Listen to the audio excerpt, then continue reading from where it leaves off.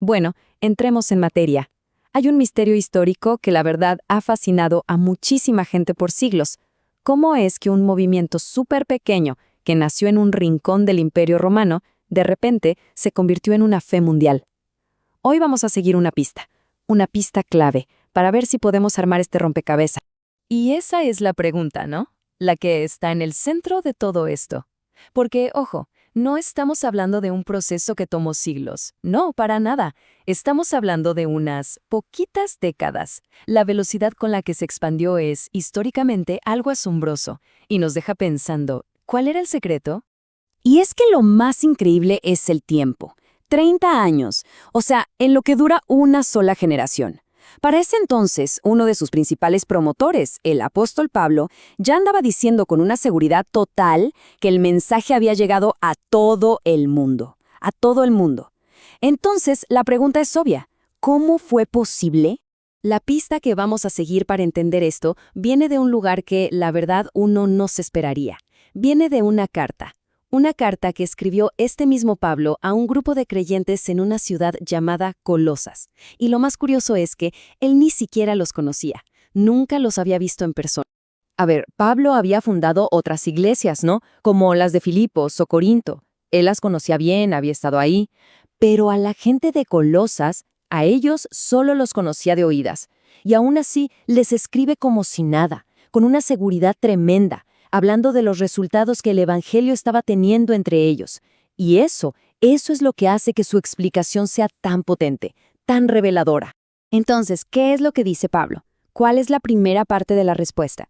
Miren, lo interesante es que él no se pone a hablar de estrategias ni de números. No, él se fija en 3 resultados muy específicos, 3 frutos, como él los llama. Para él, esa era la verdadera prueba de que el Evangelio estaba de verdad funcionando. Y aquí las tenemos. Las 3 virtudes que menciona una y otra vez: fe, amor y esperanza. Pero ojo, para él esto no era algo abstracto, no eran solo ideas bonitas. No. Eran la prueba, la evidencia que se podía ver del impacto real que el mensaje estaba teniendo en la vida de la gente.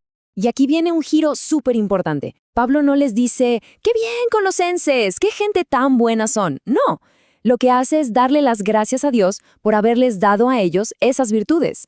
O sea que según esta fuente, la fe, la esperanza y el amor no son algo que uno logra por su propio esfuerzo, sino que son más bien un regalo que viene de arriba. Ok, perfecto. Si esos son los frutos, la pregunta lógica es, ¿y cuál es la semilla? ¿De dónde sale todo esto? Bueno, la siguiente pieza de nuestro rompecabezas es el mensaje mismo. La fuente lo describe como el catalizador, ¿saben? Como el ingrediente activo que hace que todo lo demás suceda. Pablo usa una frase muy específica para describirlo. Él lo llama la palabra de verdad. Y esto no es solo un nombre poético, ¿eh? Lo que está diciendo es que la fuerza de ese mensaje venía de su afirmación de ser la palabra de Dios, inspirada por él y totalmente confiable. De hecho, la fuente hace una comparación muy clara. Pone por un lado la palabra de los hombres, que, bueno, ya sabemos cómo es, limitada, cambia de un día para otro.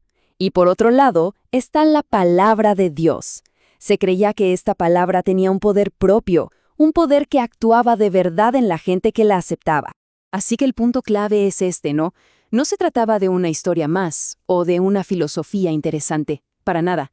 El Evangelio era visto como una fuerza viva, en movimiento.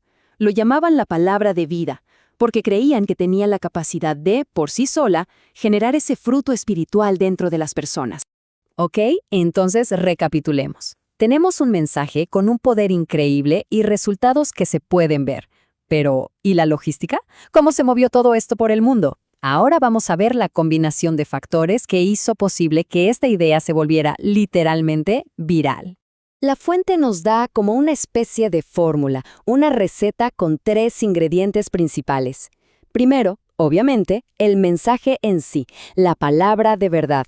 Segundo, lo que podríamos llamar el motor espiritual, o sea, el poder de Dios actuando en la gente.